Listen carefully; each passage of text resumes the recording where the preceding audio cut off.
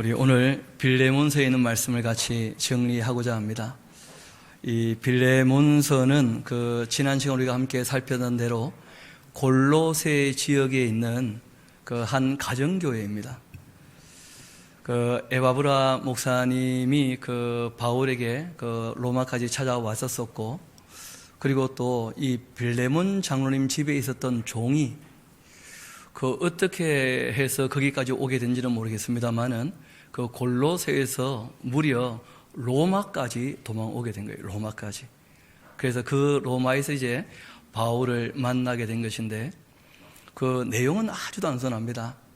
오네시모라고 하는 종이 바울을 만나게 되어지고, 그리고 난 다음에 기독교인이 되고 나서 자기가 주인에게 돈을 훔쳐서 아마 달아났던 모양인데, 그런데 그 모든 죄를 지은 것을 갚으려면 자기 능력으로는 안 된다는 거예요. 그때 이제 바울이 거기에 대해서 중재를 하면서 모든 책임은 내가 질 테니까 오네시모를 좀 받아주면 좋겠다 하고 이제 빌레몬 장로님께 부탁하는 그런 내용으로 이루어져 있습니다. 그래서 루터 같은 분은 이것이 어떤 유비가 있지 않겠는가? 우리가 우리 죄값을 다 치를 수가 없는데 예수님께서 아버지의 하나님의 공의를 만족시키기 위하여 대속하신 그런 은혜를 여기서 또 읽을 수 있지 않겠는가? 그런 말씀도 하셔요. 루터 같은 분은. 근데 실상 이 내용은 그런 것을 주제로 담고 있지는 않습니다. 여러분, 사람이란 존재가 하나님 형상으로 이제 만들어졌다고 할 때 꼭 두 가지를 구분해서 정리하셔야 됩니다. 하나님의 거룩하신 모습, 우리와 하나님의 전혀 다른 모습이 한 네 가지가 있죠. 다 기억나시죠? 제일 처음 하나님께서는 스스로 계신다. 이거는 모든 인간하고 모든 피조물하고 다른 하나님만 갖고 계시는 모습이에요. 또 하나님께서는 전지전능하시다. 이것이 모든 피조물과 하나님이 전혀 다른 모습이죠. 그걸 우리가 거룩하시다 그렇게 얘기하는 거예요. 또 하나님 무소부재하시다. 그런 모습을 하나님의 거룩하심으로, 또 하나님은 영원히 변하지 않으시는 그 하나님이 완전하시다 할 때는 하나님의 거룩하신 모습이죠. 반면에 우리가 하나님의 형상이라고 할 때에는 하나님을 닮아 있는 모습이 있습니다. 제일 먼저가 뭐였냐면 인격이라고 하는 것이었죠. 그렇죠? 지성이 있고 이성이 있고 감정이 있어서 선택할 수 있는 자유가 있고 의지가 있어서 실천할 수 있는 자유가 있다. 이 자유가 있다라고 하는 것이 인간에게 주어져 있는 하나님의 형상이라는 거예요. 하나님도 너무나 자유로우신 분이시거든요. 그런데 문제는 이 죄성이라는 것이 들어와서 사람을 묶어버리고 말아요. 그래서 죄를 지으면 사람이 뭐의 종이 된다 그래요? 죄의 종이 되고 만다. 그런 것이죠.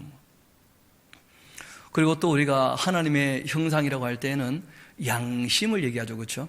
하나님은 선하시고 참되시고 의로우시고 아름다우신데, 그것을 우리 양심에 담아주셔서 우리로 하나님 어떤 분인지를 알기도 하시고 만나기도 하시고 닮아가기도 하시는 그런 일들을 하신다는 거예요. 이렇게 하나님께서 하나님의 형상으로 사람을 지으셨는데, 잘 아시는 것처럼 인류 역사 굉장히 초창기부터 이 종이라고 하는 개념이 나오기 시작해요.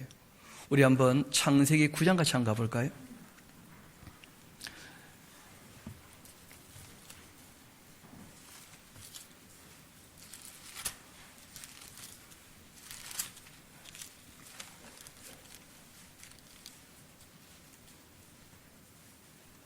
우리 9장 25절을 같이 한번 봅시다. 노아라고 하는 분이 이런 얘기를 하고 계셔요. 이에 이르되 가나안은 저주를 받아 그 형제의 종들의 종이 되기를 원하노라. 그렇게 되어 있죠. 또 이르되 셈의 하나님 여호와를 찬송하리로다. 가나안은 셈의 뭐가 된다고요? 종이 되고. 여러분 잘 아시는 것처럼 아담으로 시작되었던 이 인류 역사는 큰 변곡점을 맞이하게 됩니다. 노아 시대 때 모든 사람의 죄악이 관영하고 노아 식구 이외에는 건질 수 없는 입장이 되지 않습니까? 그리고 난 다음에 홍수 심판 이후에 그 노아의 가정에서 있는 이야기인데, 이미 노아 시대에 이런 개념들을 정리하고 있었다는 거예요. 종이다. 그러니까 힘이 있는 자가 힘 없는 자를 자기의 뭐로 생각한다는 거예요? 종으로. 굉장히 인류 역사에 초창기에 나타났던 그런 개념이에요. 원래 이 종이라고 하는 말은 그 히브리어로 에바드 하는 말인데, 이 아바드라는 말에서 왔다 그래요. 이 아바드는 뭐냐면 하나님을 섬긴다, 예배한다, 그런 뜻이거든요. 영어로 말 그대로 서비스라는 개념이에요. 여러분, 성경은 우리에게 서로 섬겨라, 그렇게 말씀을 하시는데, 종이라고 하는 개념은 그런 개념이 아니고 일방적으로 누군가는 섬기고 누군가는 다스리게 된다는 거예요. 하나님 그걸 원하지 않으셨죠. 여러분, 실제로 예수님도 하나님의 아들 하나님이신데 섬김을 받으러 오신 것이 아니라 뭐하러 오셨다 그러셔요? 섬기러. 그러니까 하나님 나라에는 우리가 고백키로는 창조주로 또 구세주로 우리가 하나님을 주인으로 고백하지만, 놀랍게도 성경은 그 주인 되신 하나님께서 오히려 우리를 섬기신다는 거예요. 그런데 이 죄에 빠진 인간들, 하나님 마음을 잘 헤아리지 못하게 되어지면, 그러면 누군가는 군림하게 되어지고 누군가는 거기에 종이 되고 마는 것이죠. 여러분, 신약에 와서 이 종이란 말은 그 헬라어로 둘로스라 하는 말을 씁니다. 둘로스. 이 둘로스 하는 말은 무슨 말이냐면 그 묶어버렸다, 그런 뜻이에요. 그 옛날 어릴 때 이거 외울 때 줄로 둘러스, 그러니까 묶어놓은 거예요. 꽁꽁 묶어버렸다는 거예요. 달리 표현하면 남의 자유를 억압한다는 거예요. 이게 노예의 개념이고 종의 개념이에요. 하나님은 사람을 결코 억압하지 않으시거든요. 사람의 자유를 존중하신다는 거예요. 그런데 사람들은 조금 힘을 가지게 되어지면 남을 구속하고 자기를 위하여 일하도록 그렇게 만드는 일들을 얼마든지 한다는 거예요. 좀 가끔 예배할 때마다 그것이 알고 싶습니까를 보고 오시는지 물어볼 때가 있지 않습니까? 여러분, 혹시 그것이 알고 싶습니다 이번 주 보고 오셨나요? 그걸 안 보시면 또 얘기가 잘 안 통하는데 여러분, 이번에 가서 꼭 한번 다시 보기를 봐서 그것이 알고 싶다, 그 은혜로 교회라고 하는 신옥주라고 하는 사람 이야기를 좀 볼 필요가 있어요. 이 사람이 자기만 성경을 해석할 수 있다고 주장하면서 사람들을 그 말에다가 묶어버리고는 전부 자기 노예처럼 만들었어요. 그리고는 자기가 성경의 비밀을 깨닫게 되었는데 낙원을 발견했다는 거예요. 낙원이 어딘지 아십니까? 피지랍니다. 피지. 그 피지에다가 사람들을 무려 400명이나 이주시켰어요. 그리고는 자기 농장을 운영하는데 그 사람들 거기서 노예로 그렇게 일하게 만든 거예요. 그런데 사람들은 시키는 대로 일하니까 또 거기서 너무 행복하대. 또 묶여 있는데 행복하다고 하니까 어찌할 수가 없는 거예요. 그래서 그렇게 일했는데 월급이나 받았나고 물어봤더니 내가 주인이고 주주인데 내가 왜 월급을 받냐? 그러면 이윤이라도 받았나? 아직 우리는 이윤을 만들어내지 못하고 있다. 낙원치고는 좀 이상한 낙원이죠. 이번에 그 피지하고 우리나라하고 공조수사를 내가지고 그 신옥주 씨 잡아왔어요. 이번에 가서. 거기에 대해서 쭉 얘기를 보는데 딴 게 아니고 진리를 알지 못하고 하나님의 사랑을 깨닫지 못하면 사람들이 성경에 대해서 해석하는 그 사람의 말에도 어떻게 된다는 거예요? 묶여버린다는 거예요. 자유롭지 못하다는 거예요. 여러분, 이 빌레몬서라는 책은 굉장히 위력이 있는 책이었습니다. 이 빌레몬서가 바르게 읽혀지고 난 다음부터는 지구상에 노예다, 머슴이다, 종이다 하는 개념이 사라졌어요. 기록되기는 꽤 오래전에 기록되었죠. 2000년 가까이 되어지니까. 그런데 이 책의 내용을 바르게 읽게 된 것은 얼마 되지 않았다는 거예요. 그러니까 교회 안에서는 바르게 읽혀져 왔지만 모든 사람들이 인간의 자유에 대해서 올바르게 깨닫고 이 내용을 해석하게 된 것은 아마 그 미국의 16대인가요? 아브라함 링컨, 아마 그때부터 있지 않았겠는가 싶어요.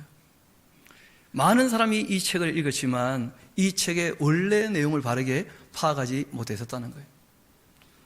여러분, 이미 사람들이 죄를 짓고 악을 행하고 노예 제도가 있고 난 다음부터 하나님도 참 어찌할 수 없는 분들이 계시는 거예요. 왜냐하면 하나님이 때려버리면 인간은 죽어버리지 않겠습니까? 그런데 내버려 두면요, 자기 멋대로 해버리니까. 그러니까 하나님께서 부탁하신 내용이 있었습니다. 노예 제도를 하나님은 원하지가 않으신 게 확실해요. 왜냐하면 인간을 하나님의 뭐로 만드셨다고요? 형상으로. 사람이 자유한 것에 대해서 하나님께서 너무 원하고 계셔요. 예수님이 이 땅에 오신 이유도 뭘 주기 위해서 오셨습니까? 자유케 하시려고. 죄에서, 사망에서 자유케 하시려고 자유를 주셨거든요.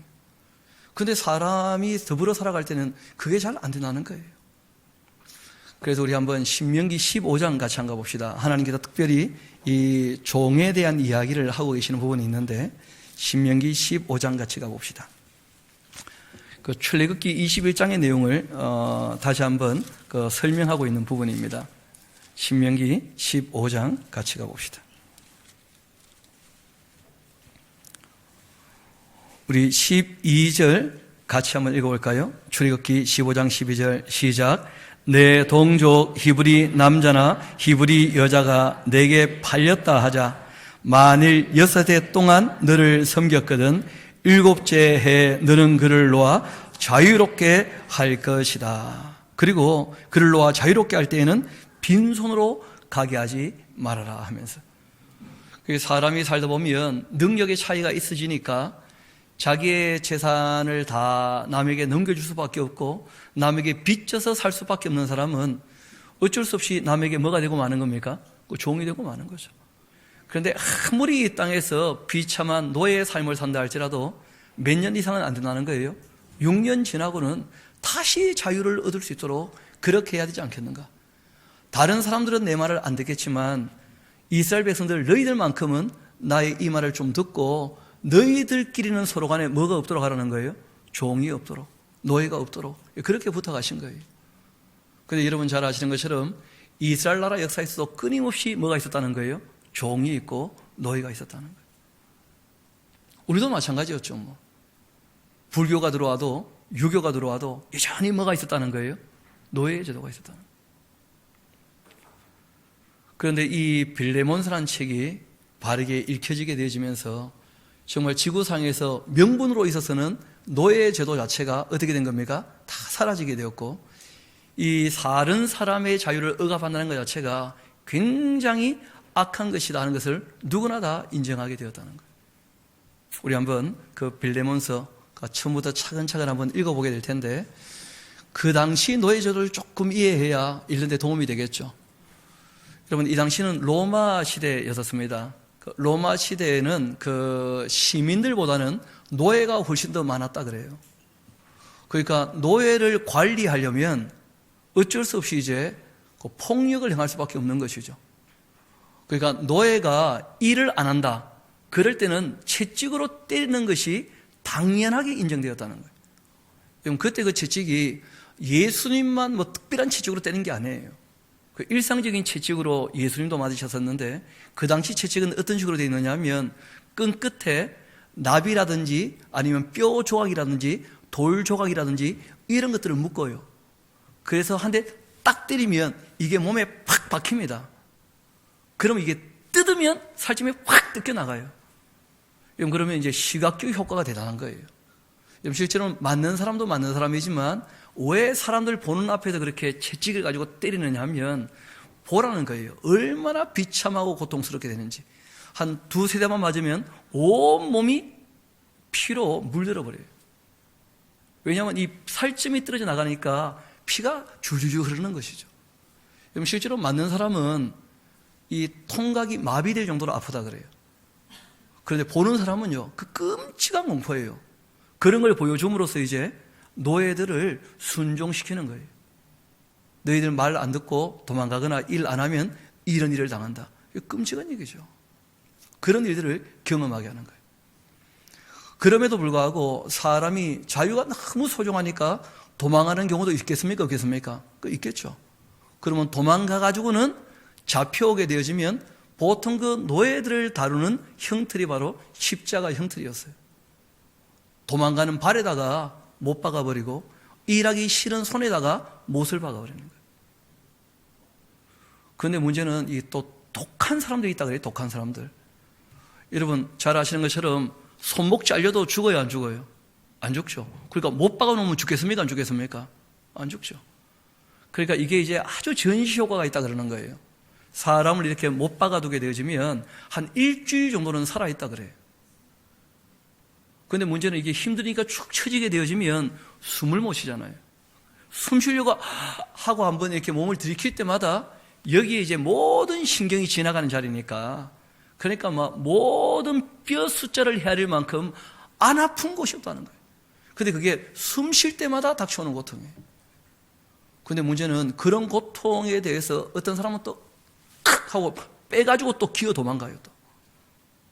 참 사람들 대단하죠.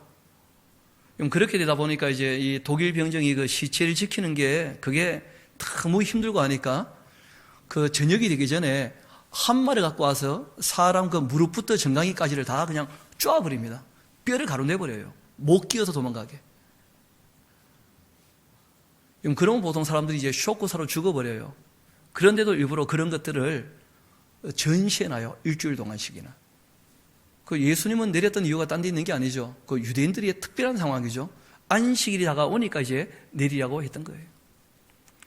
그러니까 이제 노예들은 늘 그런 것을 보면서 자기들이 더 힘이 세도 나라라고 하는 것이 더 힘이 세니까, 로마의 법이 있으니까 도망가면 저렇게 된다. 늘 그걸 보고 도망을 잘 안 가는 거예요. 근데 노예가 도망가서 살 수 있는 길이 한 가지가 있다 그래요. 그게 뭐냐면 주인이 너무 못된 사람이라. 그런데 주인이 노예를 너무 혹독하게 대하고 못된 사람이라는 것을 아는 그 친구한테 가서, 누구한테요? 그 주인의 친구한테 가서 노예가 우리 주인님 알지 않습니까? 나 좀 살려주세요 하고 얘기했을 때 친구가 중재하면 노예가 사는 수가 있다는 거예요. 그런데 이 오네시모는 빌레몬 장로님의 누구를 만난 거예요? 친구를. 근데 의도하고 한 것입니까? 가서 보니까 그런 겁니까? 가서 보니까 그렇게 된 거예요. 그래서 이제 살 길이 열릴 길이 된 것인데, 실제로 오네시모라는 사람이 그 어떻게 해서 그 골로새에서 로마까지 가게 되는지는 잘 알지 못합니다. 그 두 가지 뭐 보통 이 가설이 있어요. 하나는 뭐냐면 말 그대로 주인의 돈을 훔쳐서 도망간 것으로, 또 한 가지는 주인에게 심부름 때문에 갔다가 거기에서 이제 바울을 만나게 된 것 아니겠는가, 뭐 그렇게 보기도 해요. 둘 중에 어느 것인지는 다 알지 못합니다만은 확실한 것은 골로새에서 도망쳤던 이 오네시모가 바울을 만나고 난 다음에 본인이 주인에게도 사과를 해야 되겠다, 용서를 빌어야 되겠다, 이렇게 결단했다는 거예요. 그런데 문제는 주인이 안 받아주면 어떻게 됩니까? 그러면 이제 십자가에 달리는 거예요. 그러니까 오네시모 입장에서는 회개를 했기 때문에 주인에게도 용서를 받아야 될 텐데, 주인에게 용서를 받으러 갔을 때 주인이 안 받아주면 너무 힘들고 어렵게 될 것인데, 그 입장을 이제 누가 다 아는 거예요? 바울이. 그래서 이제 이 바울 선생님께서 오네시모를 위하여서 특별히 기록했던 진짜 개인적인 편지였다는 거예요. 그런데 이 편지에 우리가 함께 하나님을 섬기는 사람이라면 하나님 앞에서는 뭐가 없다는 거예요? 노예의 제도가 없다는 거예요. 세상 법에는 노예 법이 있을지 모르겠지만, 그래서 우리가 세상에 사는 동안에는 세상 법에 영향을 받습니까? 받습니까? 당연히 받죠. 그러니까 세상을 무시하거나 세상을 없는 것처럼 생각하지 않는다는 거예요. 다 존중하고 인정을 해요. 그럼에도 불구하고 우리가 주님 앞에 살아가고 있다면 하나님의 법이 세상 법보다 어떻다는 거예요? 우선이라는 거예요. 그래서 이 바울이라고 하는 분이 그런 마음을 가지고 특별히 오네시모를 위하여 보냈던 개인적인 편지였는데, 놀랍게도 이 편지를 바르게 읽게 되어지면 사람 간에도 똑같이 노예는 있을 수 있다는 거예요? 없다는 거예요? 없다는 거예요. 우리 한번 그 1절부터 차근차근 한번 봅시다. 그리스도 예수를 위하여 갇힌 자 된 바울과 및 형제 디모데는 우리의 사랑을 받는 자요 동력자인 빌레몬과, 그렇게 얘기를 하고 있어요. 우리의 사랑을 받는 자다. 참 아름다운 표현이죠. 그렇죠? 사랑받는 누구. 그럼 사랑을 하기 때문에 누군가는 사랑을 어떻게 하는 거예요? 받는 것이죠. 이 바울이 그렇게 얘기를 하고 있어요.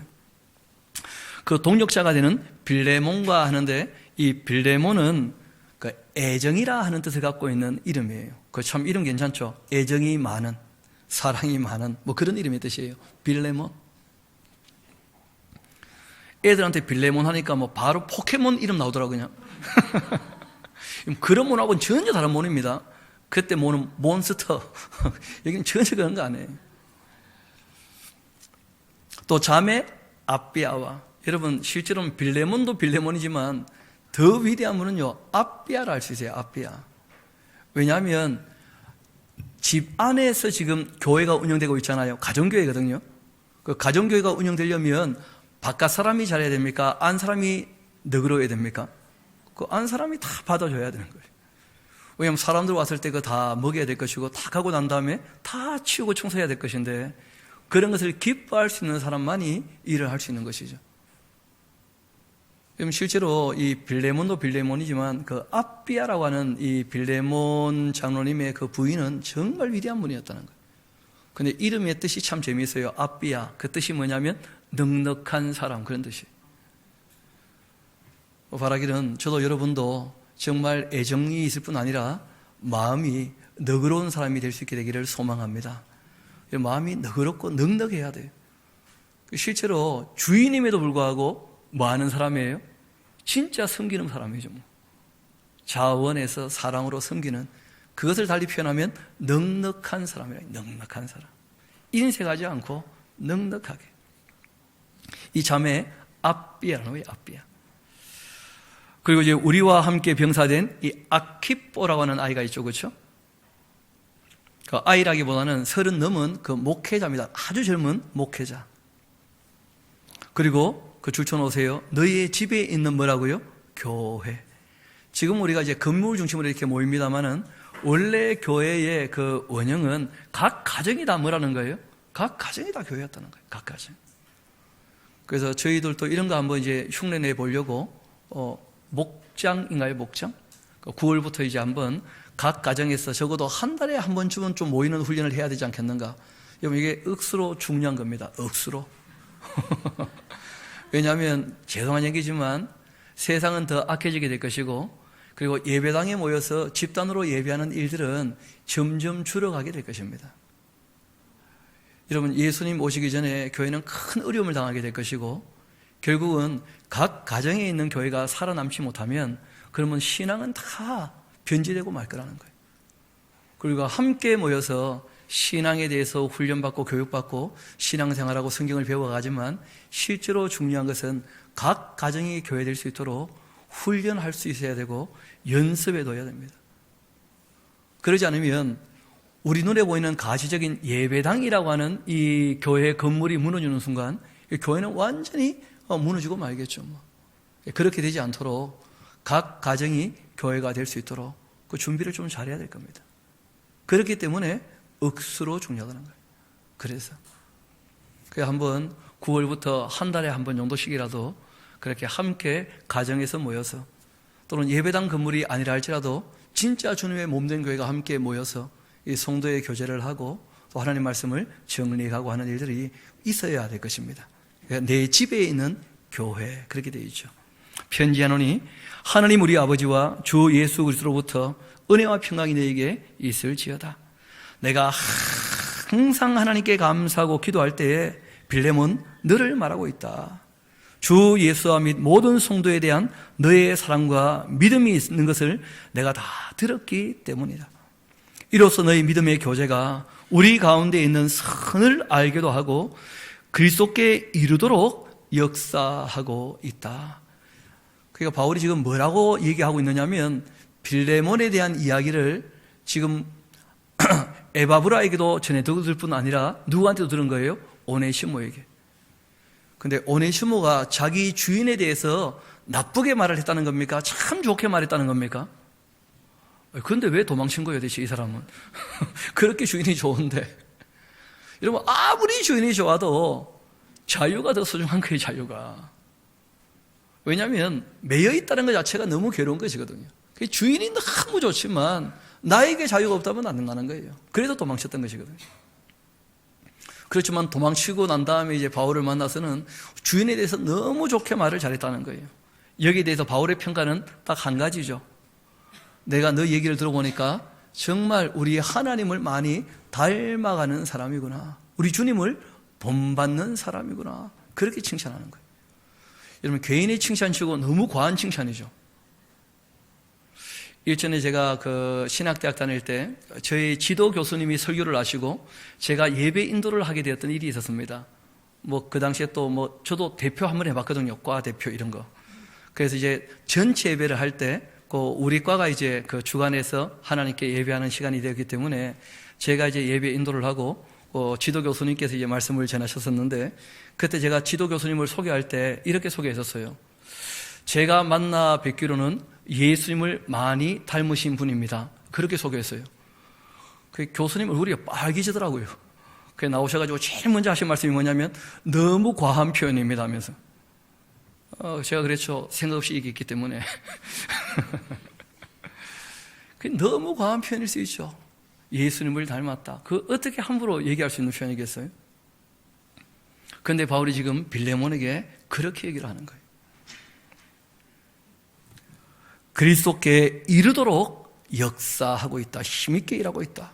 형제여, 성도들의 그 마음이 너로 말미암아서 편함을 얻게 되었으니까 내가 너의 그 사랑으로 말미암아 많은 기쁨과 위로를 받게 되었다 하면서 여러분 그거 적어놓으세요. 지나친 칭찬에는 부탁이 있다. 좀 적어놓으세요.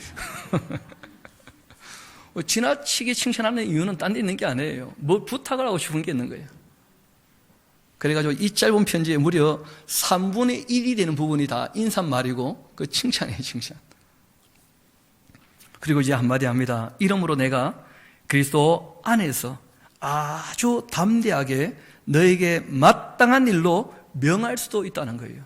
왜냐하면 바울이 에베소에서 2년 동안 목회를 할 때 빌레몬이 거기에서 2년 동안 공부했었거든요. 그러니까 스승이고 제자인데 명령할 수도 있죠. 이렇게 하는 게 옳은 일 아니요 하고 이제 얘기도 얼마든지 할 수 있다는 거예요. 그런데 그렇게 하지 않겠다는 거예요. 마땅히 내가 담대하게 너에게 명령할 수도 있는 일이겠지만 그러나 도리어 사랑으로서 뭐 한다고요? 강구한다는 거예요. 여러분 이런 것이 바울이 하나님을 닮아 있는 모습이에요. 하나님이 창조주이심에도 불구하고 어떻게 하신다는 거예요? 사람의 자유를 존중하면서 강구하시고 말씀하신다는 거예요. 돌이킬 때까지. 나이가 많은 나 바울은 여러분 바울이 이렇게 자기를 불쌍히 표현하는 일은 잘 없거든요. 이렇게 불쌍히 표현하는 이유가 있겠죠. 왜 그럴까요? 부탁할 게 있는 거예요. 여러분 제가 가끔 가다가 제 얼굴을 봐요. 너무 배고파 보이지 않아요? 그럴 때는 정말 배고프다는 거죠, 그렇죠? 누구한테 자기를 굉장히 낮춰서 불쌍히 얘기할 때는 다 그만한 이유가 있어요. 진짜 뭘 부탁하고 싶은 거예요. 이때 바울이 나이가 많다고 하지만 60 조금 넘었습니다. 지금으로 말하면 나이가 많은 것도 아니죠. 근데 그 당시에는 60 넘으면 진짜 나이가 많은 축에 속하는 거예요. 또 지금 예수 그리스도를 위하여 어떻게 되었다고요? 갇혀 있다. 나이도 많은데 내가 지금 갇혀 있다면서 새 집에 있었거든요, 이분이. 2년 동안 지금 갇혀 있으니까. 그런데 갇힌 중에 낳은 그 아들이 있다는 거예요, 아들. 온의 시무를 위하여 너에게 강구한다. 내가 명령할 수도 있지만 어떻게 한다고요? 강구하고 또 강구한다. 내가 정말 온의 시무를 위하여 너에게 부탁할 것이 있다. 이렇게까지 나를 불쌍하게 표현하면서 그가 전에는 너에게 무익했지 않았겠는가. 이 무익이라고 하는 말이 그 원어가 참 재미있어요. 아크레스토스라는 표현이에요. 아크레스토스. 그런데 유익이란 말은 유크레스토스예요. 그러니까 이건 이제 말 장난 같은 것이죠. 아크레스토스가 유크레스토스. 한 끗 차이죠, 한 끗 차이. 아가 유로 변했다는 거예요. 우리말로 말하면 이런 식의 표현입니다. 여보게 그 오네시모가 한때는 자네를 떠나서 가네시모가 되었지만 이제 다시 오네시모가 되지 않았는가? 그런 얘기를 하는 거예요. 말이 좀 이해가 되십니까? 그런 표현이에요. 한때는 가버렸던 사람이 다시 왔잖냐 말이에요. 너에게 무익했던 사람이었는데 이제는 다시 어떻게 되었다고요? 유익하게 되었다고. 왜냐하면 이 오네시모란 그 이름은 그 당시에 굉장히 노예들에게는 흔한 이름이었어요. 왜냐하면 모든 주인이 자기 종의 이름을 지을 때 유익하기를 원할까요? 무익하기를 원할까요? 그러니까 오네시모라고 짓는 거예요. 너는 나에게 유익한 사람이 되어라. 나는 어떻게 할지 모르겠고 니는 잘해라. 일단 내 노예니까. 그래서 오네시모가 그때 엄청 많았다는 거예요. 그러니까 아주 그 당시 흔한 이름이었어요. 그런데 바울이 그 이름을 가지고 언어 유희를 하는 것이죠. 너에게 참 부익한 사람이 되었지만 이제는 유익한 사람이 되지 않았겠는가. 여러분 실제로 이 오네시모가 두기고라고 하는 분이 이 편지를 전해줬거든요. 그 두기고를 따라서 왔을 때 빌레몬 장로님을 제일 처음 봤을 때 빌레몬 장로님이 오네시모에게 일단 아무 말을 안 하죠. 왜냐하면 두기고하고 함께 왔었기 때문에. 그래가지고는 일단 안방으로 들어갈 때 오네시모는 감히 못 따라 들어가죠. 노예니까. 그리고 이제 문을 꽝 닫는데 오네시모를 보는 순간 빌레몬 입장에서는 기분이 좋을까요? 기분이 좀 상할까요? 상하죠. 저놈이 말이야 무슨 낯짝으로 나를 지금 찾아온 거야. 그럴 수 있잖아요. 여러분 그렇게 좀 기분 나쁘면 문 닫을 때 손에 힘이 들어가요. 그러면 땅 닫으면 문이 오히려 땅 하면서 조금 열려요. 그 문틈으로 지금 이제 오네시모가 안을 살피는 거예요. 그때 이제 이 바울이 이런 농담 섞인 말을 한마디 했을 때 빌레몬 장로님이 아마 웃었겠죠. 그렇죠? 참 어르신 나한테 농담을 다 하시고 하면서 이런 것을 소위 뭐라 그래요? 아재 개그라 그래요. 아재 개그. 실제로는 아재 개그가 아니고 할배 개그죠. 할배 개그. 그러니까 뭐 빌레몬도 이 글을 읽으면서 웃게 된 거예요. 여러분 그렇게 웃었을 때 밖에 있었던 오네시모가 큰 한숨을 쉬게 됐을 겁니다. 야, 우리 어르신 얼굴에 웃음기가 돈다면 나는 드디어 살게 된 거야. 나는 이제 살았어. 그렇게 된 것이겠죠. 이어봅시다. 12절 너에게 그를 돌려보내노니 그는 나의 심복이다. 심복. 나의 심장 같은 사람이다. 그를 나에게 머물러 있게 하여 내 복음을 위해서 갇힌 중에서 빌레몬 너 대신 나를 섬기게 하고자 그렇게 내가 했지만 그러나 다만 너의 승낙 없이는 내가 아무것도 하기를 원하지 않는다. 그러니까 여러분 바울도 빌레몬 장로님의 이 자유를 소중히 여깁니까? 소중히 여기지 않습니까? 소중히 여기는 이게 기독교인의 가장 기본적인 자세라는 거예요. 다른 사람의 인격과 그 자유를 소중히 여기는 거예요. 다만 너의 승낙 없이는 내가 아무것도 하기를 원하지 않는다. 이는 너의 그 선한 일이 억지같이 되지 않고 자유로 되게 하려고 그렇게 하는 것이다. 여러분 그래서 우리가 살아갈 때 성령께서 자꾸 귀에 대고 뭐라고 말씀하십니까? 안 하십니까? 성령님은 스스로 무슨 말씀 안 하신다는 거예요. 성령께서는 성경을 통해서 진리를 깨닫게 하고 난 다음에는 어떻게 하신다는 거예요? 자원해서 자의로 자신의 인격으로 하나님을 섬길 수 있도록 그렇게 도와주시고 기다려주신다는 거예요.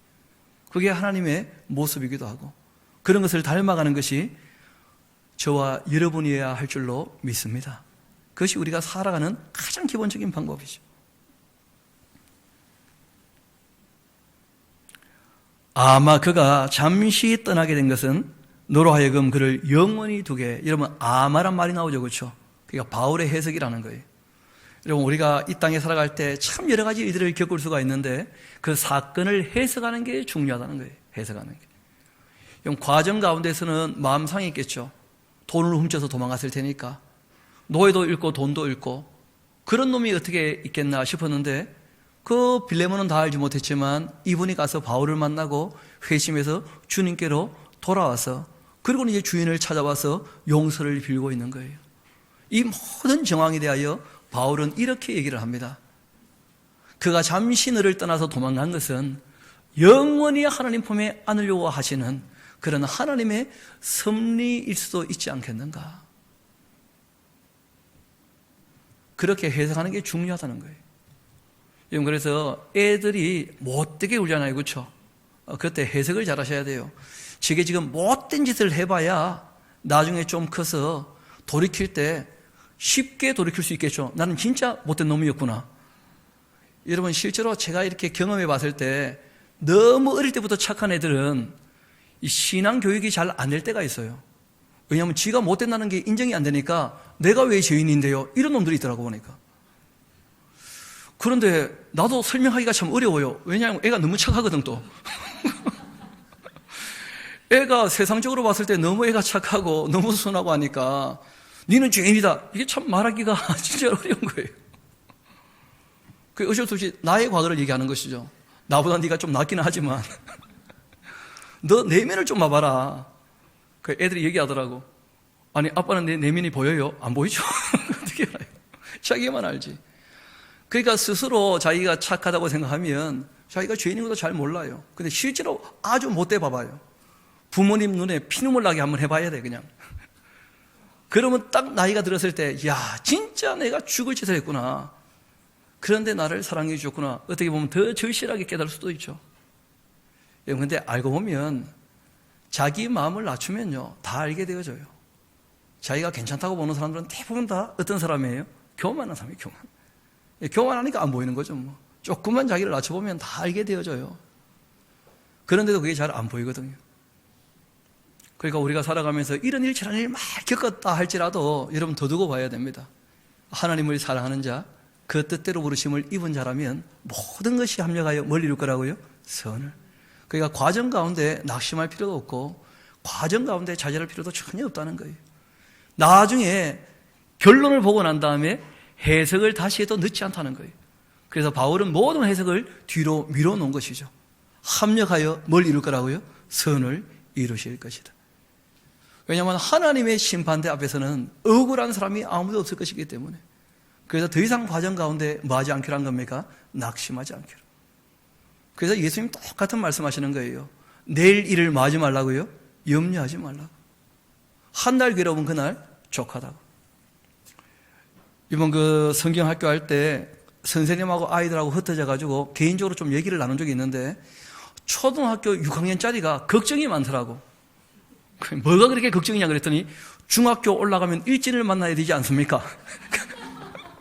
근데 그 일진이 나를 괴롭힐 때 제가 신앙생활 할 때 성경 배운 것하고 다르게 이 일진이 나를 대할 때 내가 일진 말을 드려야 됩니까? 하나님 말씀을 드려야 됩니까? 이 고민이에요, 고민. 내가 와도 고민되겠더라고 보니까. 왜냐하면 하나님은 너무 멀리 계시고 일진은 주먹이 바로 눈앞에 있으니까. 그래서 제가 얘기했어요. 너만 그런 게 아니고 나도 마찬가지다. 나도. 그래서 성경에 이런 말씀이 있다. 심지가 견고해야 마음이 평강해지는데 너가 지금 오늘 충실하지 않으면서 6개월이나 지나서 있을 일을 걱정한다는 게 우습기지 않냐 너. 그랬더니 그렇죠. 괜히 걱정하는 거죠. 내일 있을 줄 아닌데. 근데 걱정이 돼요 하면서. 그래서 제가 얘기했죠. 걱정하는 거 보니까 아직 어리구나. 그러니까 실제로 예수님께서 부탁하신 게 뭐냐면 염려하지 마라, 두려워하지 말라 그렇게 하시는 것인데 그 심지가 견고하지 않으면 또 실력을 갖추지 않으면 항상 어떻게 됩니까? 두려울 수밖에 없는 거죠. 심지가 견고하고 실력을 갖춘 사람들은 이 세상에서 별로 두려워할 게 없다는 거예요. 왜냐하면 하나님 말씀을 따르고 있으니까 정직하고 성실하게 확실한 믿음 가지고 그러면 두려울 게 별로 없잖아요. 그런데 뭐 그게 늘 두렵다는 거예요. 늘. 그 모든 것은 과정일 뿐이라는 거예요. 그래서 바울은 그 결론을 이제 다 알게 되었기 때문에 더 이상 두려워하지 않겠다는 거예요. 여러분, 바울이 고린도 후서에서 자기가 당했던 너무 많은 고난에 대한 목록을 다 적고 있지 않습니까? 근데 그 모든 고난 가지고 그분은 마음이 흔들리거나 두려워 떨거나 그렇게 한 적이 없었다는 거예요. 단 한 가지 자기를 괴롭게 하는 것이 있다면 주님의 몸된 교회가 진리를 떠나게 된다는 말을 들을 때는 그때는 너무 마음이 상하고 마음이 아팠다는 거예요. 다시 우리 본문으로 돌아옵시다. 우리 15절은 같이 한번 읽어보도록 할까요? 시작. 아마 그가 잠시 떠나게 된 것은 너로 하여금 그를 영원히 두게 함이리니 이후로는 종과 같이 대하지 않고 종 이상으로 곧 사랑받는 형제로 둘 자라. 나에게도 특별히 그러하거든 하물며 육신과 주 안에서 상관된 너에게랴. 그러므로 너가 나를 동력자로 알진대 그를 영접하기를 누구한테요? 나에게 하듯이 그렇게 하라. 그렇게 말씀하신 거예요. 여러분, 성경을 보면 선지자의 이름으로 선지자를 대접하면 선지자가 받는 상을 어떻게 하나고요? 똑같이 받는다. 주님께서는 얼마나 일을 많이 했느냐, 얼마나 역량을 가지고 효율적으로 일했느냐, 이런 것을 보시는 게 아니라는 거예요. 왜냐하면 그것은 사람마다 여건이나 환경이 다 다르기 때문에, 또 태어나는 시기가 다 다르기 때문에 그 크기라고 하는 것은 얼마든지 다를 수 있다는 거예요. 중요한 것은 각 사람이 어떤 자세로 주님을 섬기는가. 그래서 똑같은 상을 주신다. 똑같은 상. 좀 더 봅시다. 그가 만일 너에게 불의를 하였거나 너에게 빚진 것이 있다면 그것을 내 앞으로 어떻게 하라고요? 계산하라. 여러분, 이렇게 책임지는 자세가 뭐라는 거예요? 사랑이라는 거예요. 사랑. 내가 책임지겠다. 예수님께서 그렇게 하시는 것이죠. 너희들의 영생, 너희들의 죄 문제, 너희들의 죽음의 문제 다 누가 책임지겠다고요? 내가 책임지겠다. 게다가 너희가 살게 될 하나님 나라에 머물 곳들 내가 다 책임지겠다. 내가 너희 거할 처소를 지금 다 뭐하러 간다고요? 준비하러 간다. 내가 다 준비해서 다 책임지겠다. 이게 사랑이에요, 사랑. 그래서 오네시모는 훔쳤던 돈 자기가 다 써버렸고 없잖아요. 이때 뭐 알바를 했겠습니까? 뭘 했겠습니까? 종인데 아무것도 안 되는 거죠. 뭐. 그러니까 바울이 얘기하는 거예요. 내가 책임지겠다. 그렇게 하는 거예요. 그가 만일 너를 불의를 하였거나 너에게 빚진 것이 있다면 그것을 내 앞으로 계산하라. 나 바울이 친필로 쓰고 있는 것이니까 내가 갚아주겠다. 그리고 내가 이외에 너 자신이 나에게 빚진 것, 이건 내가 말하지 아니하노라. 말은 안 했죠, 확실히. 글은 썼죠. 무슨 말이냐면 내가 너에게 진리를 전했는데, 내가 하나님의 그 사랑이 무엇인지를 충분히 너에게 알게 했는데, 뭐 꼴랑 돈 몇 푼 가지고 우리 의상하게 그러면 안 된다, 그치? 근데 그런 말은 굳이 안 한다 하면서, 굳이 안 했죠, 말은. 다 글로 썼다니까요, 글로. 오 형제여, 나로 주 안에서 너로 말미암아 기쁨을 얻게 하고 내 마음이 그리스도 안에서 평안하게 하라. 나는 너가 순종할 것을 확신하기 때문에 이렇게 썼다 하면서. 이거 적어놓으세요. 협박보다 더 겁난다, 야. 이게 무슨 말이냐면 굉장히 친밀하신 분이라는 거예요. 빌레몬 장로님하고 바울의 관계는 굉장히 친밀한 그런 입장이었어요. 그런 것이죠. 우리가 주님께 그 크신 사랑을 받았고 모든 것을 탕감받게 되었다면 이 오네시모를 탕감하고 용서하고 받아주는 것이야. 그 우리가 어떻게 안 할 수가 있겠냐. 그 당연히 하는 일이지. 그런데 이 일에 대해서 내가 강요한다면 그건 잘못된 것이니까 내가 충분히 알아듣게 얘기를 했다면 너가 자원해서 그렇게 받아주면 참 좋겠다. 그렇게 지금 부탁을 하는 거예요. 심지어는 뭐라고 말합니까? 너가 내가 말한 것보다 더 행할 줄 아노라. 심지어는 오직 너는 나를 위하여 숙소를 마련해라. 무슨 말입니까? 내가 했는지 안 했는지 가볼 거다. 이렇게까지 바울이 부탁을 하는 거예요. 누구 때문에요? 오네시모 때문에. 실제로 바울은 오네시모와 아무 상관이 없는 사람이었잖아요.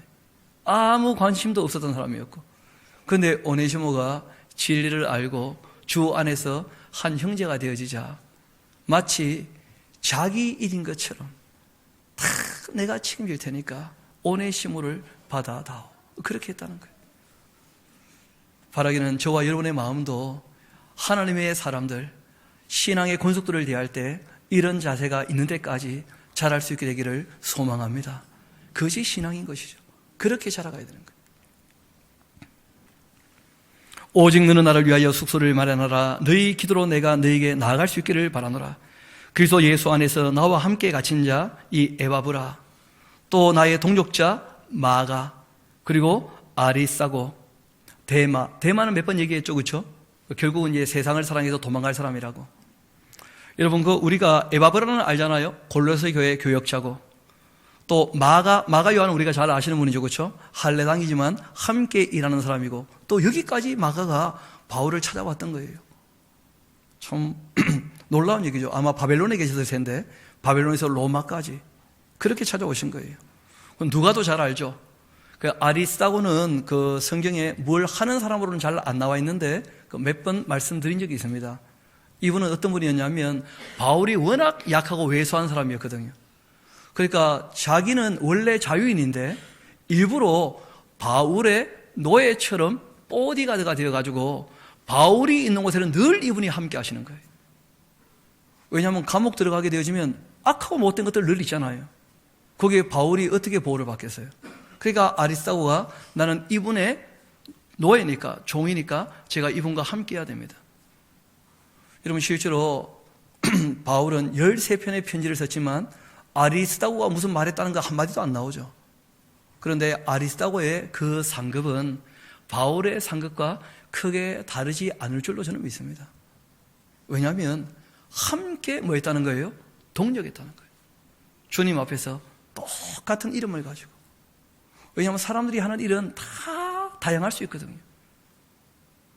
그래서 우리가 일을 할 때 내 일은 못한 일이다, 그렇지 않다는 거예요. 똑같은 마음을 가지고 주님의 뜻을 따르는 일을 함께 하고 있다면 그 이름이 드러났든지 드러나지 않았든지 우리 주님께서는 똑같이 착하게 했느냐, 충성되게 했느냐, 그것을 보고 갚아주신다는 거예요. 그것을 보고.